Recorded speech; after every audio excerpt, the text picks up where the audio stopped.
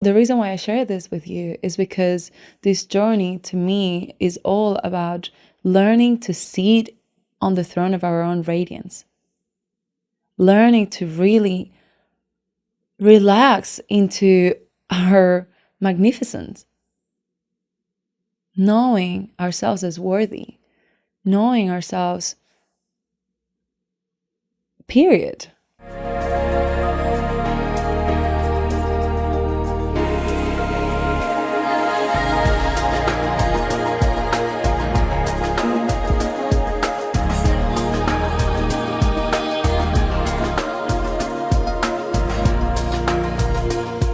Welcome to a new episode. Today's episode is all about receivership, honoring your desires, asking for what you actually want, not what you think you can get, and learning to identify the dynamics in your life that aren't necessarily balanced, where you've been giving more than receiving, as well as also all of the ways in which you have been receiving and maybe not realizing or appreciating everything that you have been receiving. I share with you some personal stories, some examples of things that have happened with clients, and tools and practices that you can start using to really start asking for and honoring your desires, as well as how to find your place, know your place, and sit on the throne of your own radiance.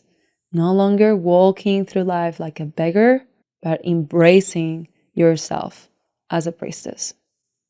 Let's dive in. Ask like a priestess, not a beggar. We get to ask for what it is that we desire, being a stand to it, being a stand for it, instead of asking, giving an exit strategy for the person receiving the request to get out of it before they even have a moment to consider getting into it. Oftentimes, we ask from a space of not feeling worthy of our ask.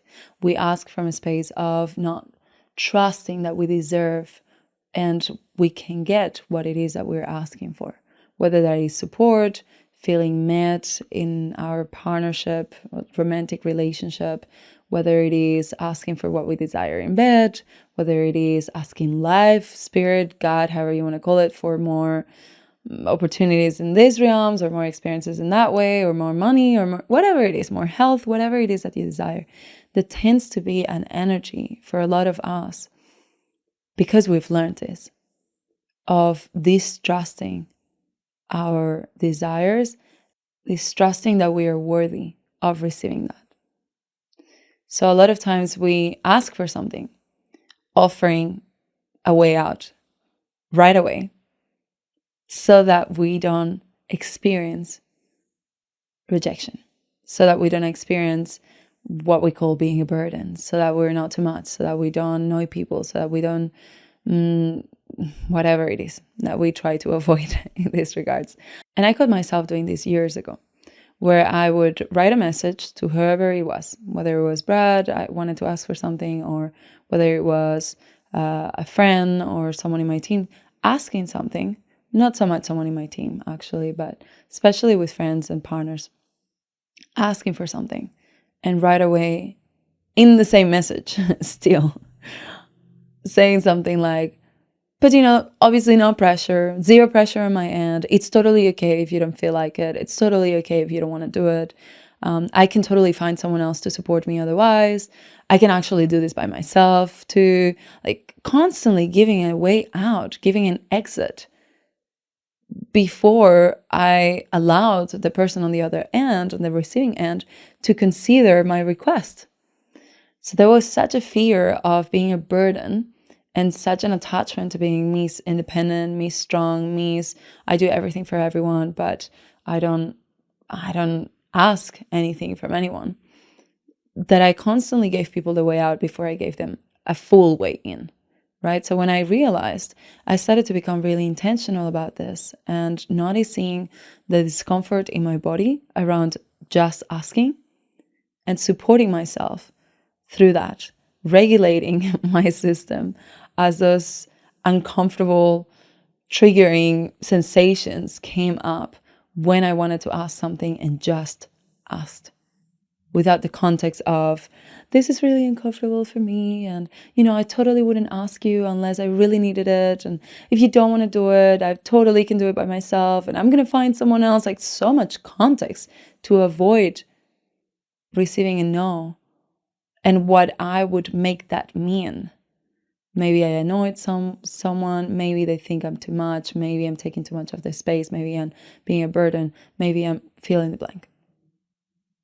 So through becoming intentional about how I asked and how I honored my desires, I noticed my perception and my experience of myself and what I told myself others experience of me started to shift as well. And I started to feel a lot more relaxed and open around asking for support and asking for help. So when I say ask like a priestess, not a beggar, it's asking like someone that knows that there is a reason why that desire has come through to meet you. There is a reason why you're experiencing that desire. Your desires desire you. And there's a reason why that's there. So you honor it. Not with an attachment and agenda to the reason. The reason must be that I must get it, and if I don't get it, something's wrong. No. But knowing that you get to honor yourself.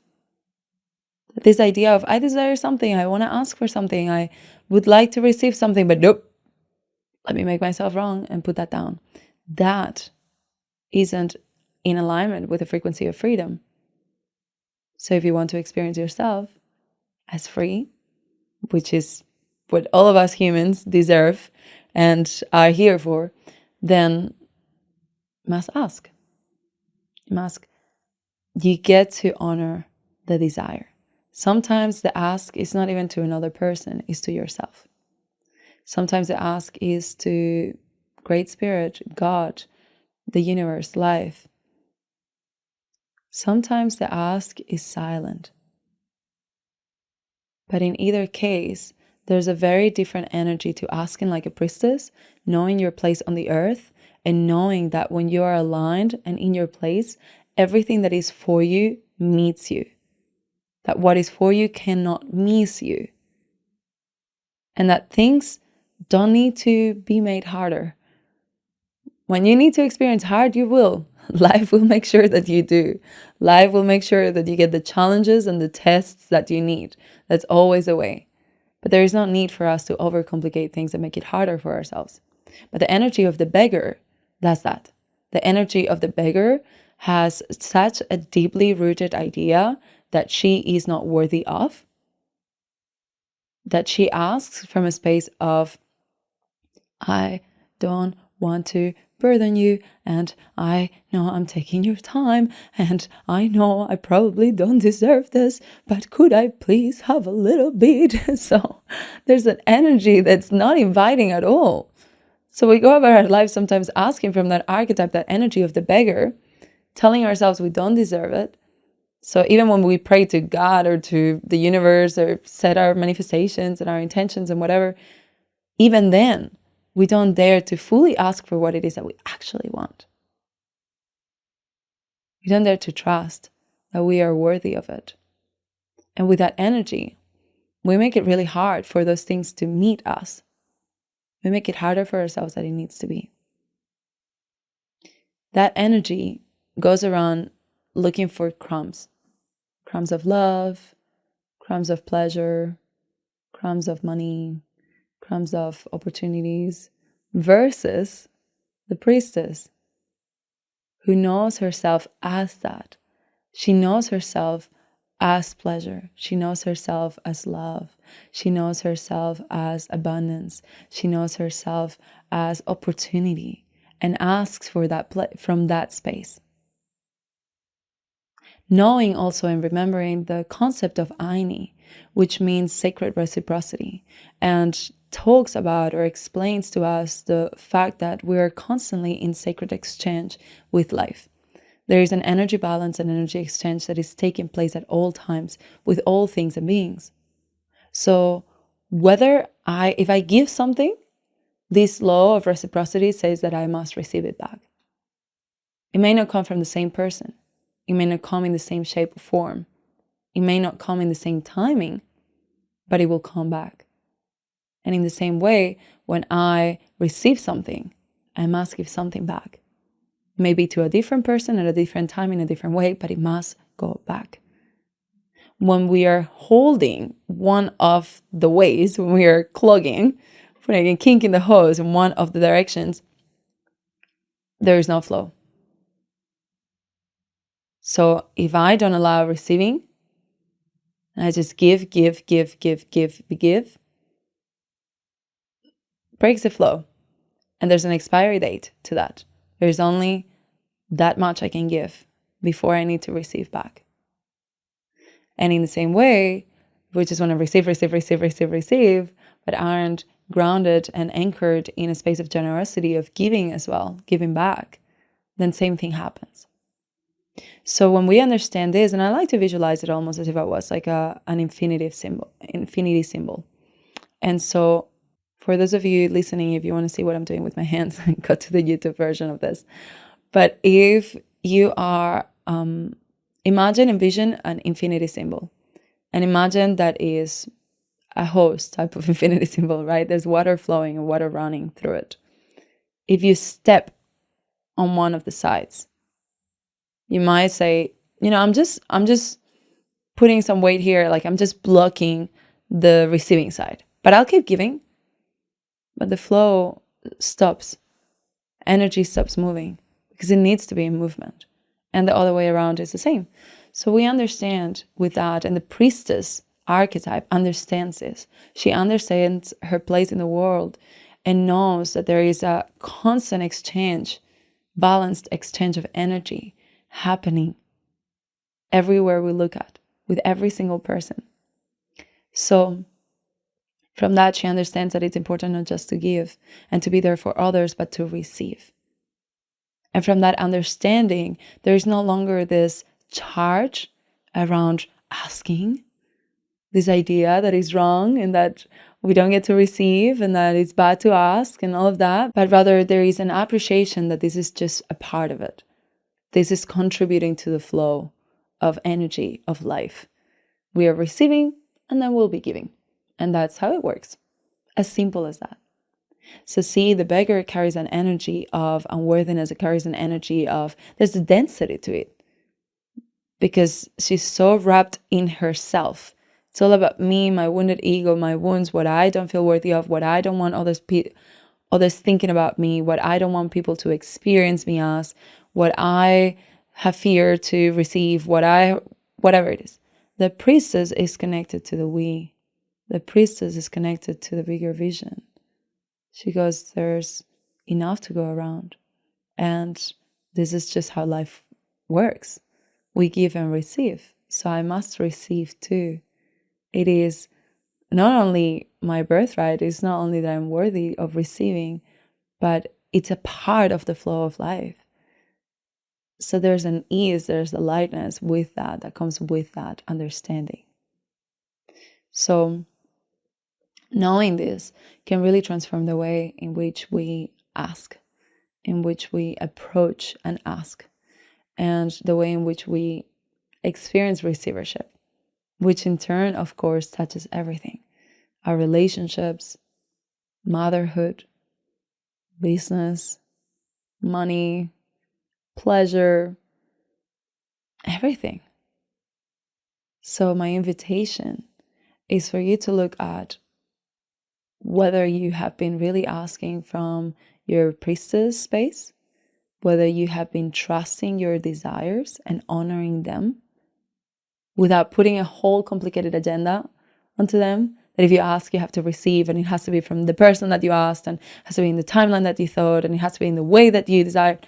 Like, just honoring the Aini, the sacred reciprocity concept, knowing there's a desire. I experience a desire, the desire desires me, so I honor the desire, and the desire will meet me in the shape, form, way, and time that it's meant to. Are you anchored in that? Are you allowing yourself to be anchored in that? Or are you still, in some ways, asking from the beggar? Having believed a story that you have to it gets to be really complicated to ask your partner for the things that you've been yearning for in your relationship. Resisting asking for what you actually want in bed. And I say in bed, but sexually, whatever it is that you wish to do that. And are you asking when you pray, or when you write your manifestations, or when you write your goals, or are you asking for what you actually desire? Or are you still asking for what you think you can get? This is something I've done. I did it for years. I've become so intentional around seeing and looking at where this still plays out, because it's such a big game changer. So many of us are not asking for what we actually desire. We're asking for what we think we can get. And it's great to have become, I don't like the word realistic, but let's say it for now. It's great to have quote unquote realistic goals when you're setting yourself intentions for within specific time frames. It's okay to get clear on what you think you can do within that time. And also, do not forget to ask for what it is that you actually want, and trust life will orchestrate it in whatever way it's meant to for you. Because again, so many of us have been so hurt in the past regarding situations or around situations where we felt rejected, that we have spent the rest of our lives trying to avoid that. So we spend so much of our lives trying to avoid rejection from our partners, trying to avoid being rejected or not belonging in our community or friends groups, and trying to not ask for too much from life. And something happens when we really trust in this sacred irony and reciprocity. Earlier this year, through a ceremony called Moon Dance, where we do a series of dances and fasting and sweat lodges, and I like to keep the sacredness of it sacred, so I don't necessarily talk a lot about it as per requested, but all you need to know is a women's ceremony that it's generally a 4-year commitment minimum, and we fast, we sweat, and we dance. Now, within that, I received in one of the nights of the ceremony, one of my grandmothers, which are an elder of tradition, received my spiritual name, let's call it. And there's a lot more context that I could give, but this is all you need to know for this story. So I received a spiritual name by this tradition. And the morning after, in the sweat lodge, I was asked, as well as the other 6, I think it was 6 out of all of us that received a name, that we shared in the sweat lodge what our name meant. And I had this really profound realization around this. So my name means ray of sun. And this was given to me. They look at your birth chart and a whole different things. And it has a lot to do with your spiritual work and where you come from and the essence that you carry as a human being and a lot of different things. And when I received this name, it resonated, but I didn't fully understand it. I understood the concept of ray of sun, but it just kept on landing more and more fully for me. And what really landed for me in that sweat lodge is I started to speak. I said something like, for those of you that care about astrology, I was born on the Day of the Dead. I've got 7 positions in Scorpio. And I was born in a lunar eclipse at nighttime, and I had a really intense childhood. So put all of that together, and I know darkness very well. But somehow, my being has always been really light. I've always managed to be in the most intense situations, and not just with myself and for myself, but also hold space for people's darkest shadows whenever needed, and biggest processes whenever needed, and just be with it in a light way. Be with it without it feeling dense or intense to me. And I said then, what I'm realizing is that for so long, because I could feel the magnitude of my mission here on earth, I had this story that I had to work extra hard, that it had to be hard because it was so big and it just had to be hard. And what I'm realizing, I said, was that the 5 a.m. sun and the 12 p.m. sun are very different. But the 12 p.m. sun doesn't make any more effort than the 5 a.m. sun. And yet it shines that bright. And so what I realized with that was that it wasn't, for so long I had been treating myself as if I was the 5 a.m. sun. But I knew my mission was on the 12 p.m. sun. So I had to work so hard to try and shine as bright as the 12 p.m. sun, when in reality, I was always the 12 p.m. sun. But I had been rejecting that because I thought it was too intense. The 12 p.m. sun burns. The 12 p.m. sun is intense. Not everybody wants to go out when it's 12 p.m. sun. In the 12 p.m. sun, there's no shadows. Everything is brought to the light, and that can be uncomfortable. And so I had rejected aspects of myself, and therefore I wasn't aligned with the essence of, or the nature of my essence, the essence of my being. So when I started, and the more I started to embrace myself as the 12 p.m. sun, I realized it was effortless. It was effortless to shine this bright. It was effortless to bring this much warmth. It was effortless to illuminate all of that. It was effortless because it was the design that was given to me in this lifetime. It's who I am. So the reason why I share this with you is because this journey to me is all about learning to sit on the throne of our own radiance. Learning to really relax into our magnificence. Knowing ourselves as worthy. Knowing ourselves, period. And trusting that that which is for us by design. We don't have to struggle for it. It's for us by design. And yes, sometimes we'll have to work hard for it. I'm not saying sit on your couch and wait for everything to come to you. That is totally not the meaning of this. But there is an effortlessness and a grace that comes with knowing and accepting and honoring who you are and what you're here for. And when you can stop being at battle or at war with yourself, when you start embracing who you are, because I'm the 12 p.m. sun, you might be the stormy, I'm totally making up these names now, I don't know if these are names, but you might be the stormy waters of the Atlantic Ocean. You might be the beautiful drop of water that falls from the baby waterfall into the mellow river. You might be the stone that never breaks. I don't know. Your design is yours, but whatever it is, it's yours. No one can take that away from you. There's a mission that you've come here to accomplish, whatever that is. For some people, that mission is huge, and it means it looks like this big movements that impact lots of people. And for some people, it's motherhood. For some people, it's tending to a garden. For some people, it's painting. And that is it. And that is perfect. But the energy of the beggar is at war with herself. The energy of the beggar is still fighting with her nature, saying who I am as I am is too much or not enough, saying I don't deserve, saying I'm not worthy. The energy of the priestess is an acceptance of who I am.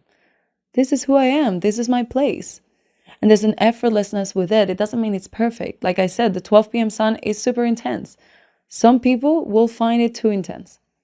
Some people won't like it. Some people won't come out to see it.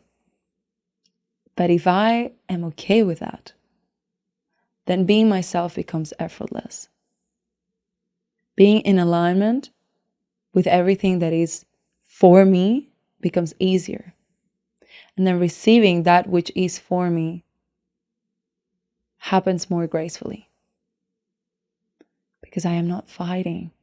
I'm not trying to be the 5 a.m. sun and then working so hard to try and hold the 12 p.m. mission.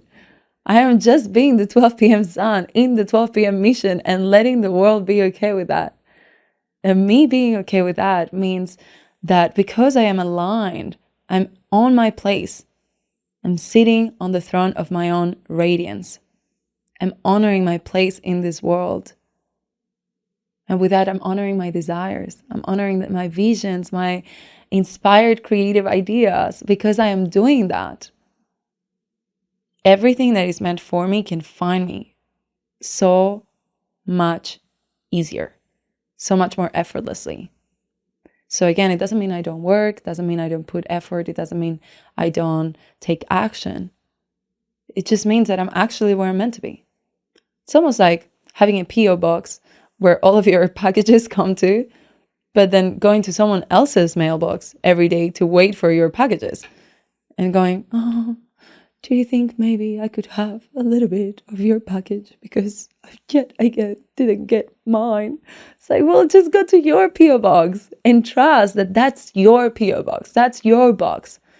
Your packages get there because they're meant to get there for you, because that's your box.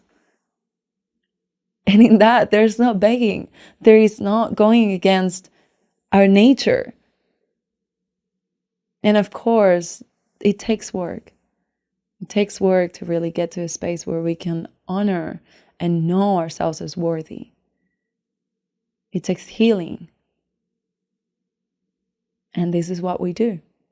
This is why I support women in this work, because it is important that we do so that we can start living our lives in alignment with our true nature.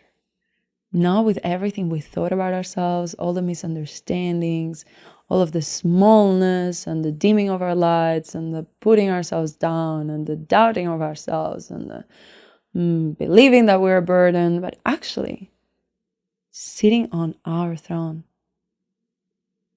and living, loving, leading from this space. Letting her, the version of ourselves that knows this, lead. I had a client recently and a call for my 6-month mastermind, The Embodied Woman. We were doing a module on all things receivership and building the somatic capacity to receive, turning on our receiver, identifying our desires, and a lot more. And within the call, she mentioned that she was feeling what she called out of juice. And she said that she was feeling really uninspired with work, that she felt like she just didn't feel like doing more, and she was feeling drained. And she asked, what do you see here in terms of receivership, right? So we started exploring this together. And what came up was that there was an aspect of this Aini, this sacred reciprocity, that was being blocked. In her case, she was giving a lot in her family and not receiving enough based on what she desired from her child and her partner. But then on a professional level, because she felt that deficit in that, she approached life with an energy of entitlement. She approached life with an energy of it's happening to me versus for me. There was an energy of victimism and an energy of I need to receive this. People need to work hard for me, give me more, give me discounts, whatever it was. Just like nothing was enough. And so that was playing out for her in all of these different areas of her life. And I bring this up because it happens to so many of us. Sometimes we think, well, I give a lot. I give a lot. I'm a nurturer, I'm a giver. But we don't allow ourselves to receive because of the attitude that we bring to all of the other areas of our lives where we could be receiving. Because we have this story that I am not receiving, we place ourselves in a position of victimhood where we then don't have the space to actually realize where we are receiving. We make it out to be like, which is not receiving. Poor me. I am the victim of the triangle and I just give and nothing comes back to me. Instead of really working on expanding our ability to receive, even if nothing else comes. Meaning, and I suggested this to her, going out and receiving from the sun, receiving the blessings of the sunlight, how good it feels to feel the sun on our skin. Receiving by really taking the beauty of the flowers on your sidewalk in. Receiving by really appreciating the person that supported you or served your table when you went out for food, or the person that let you go in first in the traffic spot, or the person that sent you a loving message, or the mentor or coach that has been supporting you. Really seeing where you are receiving. Sometimes course correcting this energy exchange, this Aini, is not about receiving more or giving more, but about identifying how we are already receiving and where we are already giving. And that awareness, that appreciation allows us to become available for that as well. So when it comes to asking like a priestess and not a beggar, and really reclaiming your place so that you can sit on the throne of your own radiance, there is healing work that gets to take place. There is also an availability that you get to open space for. And that's what you can start doing today. Start seeing and getting clear on what things don't feel balanced for you and what things feel really beautiful, really generous. Get clear on all of the things that you already are receiving. All of the ways in which life is blessing you already. All of the little things that you've taken for granted, perhaps, or that have been wanting to come into your life, but you have blocked. And of course, all of the things you haven't dared to ask or haven't known how to ask, like a priestess. And if you start here, start just creating a little bit more awareness around your desires and around the things that you are receiving and giving in your life, you will start to have an opening to do things in a way that feels even more juicy, even more supportive, and even more empowering to you. So I'll leave you with that. And I would love to hear what you get from this and how they support you. I hope you enjoyed this episode and that it landed for you in a valuable way. If you want more of this content, be sure to subscribe so you get notified when new episodes are released. And since you're already here, if you want to leave us a rating and a review, that would be so deeply appreciated. You can also find me on Instagram at Sigrid Tasies for more free, transformational, and inspirational content. And if you want to receive updates on all of the different things, offers, events, free resources that we have for you, then come and join my inner circle. Go to sigridtasies.com/inner circle and subscribe over there. I will leave all of the links in the show notes for you, and I will connect with you on the next episode. Lots of love.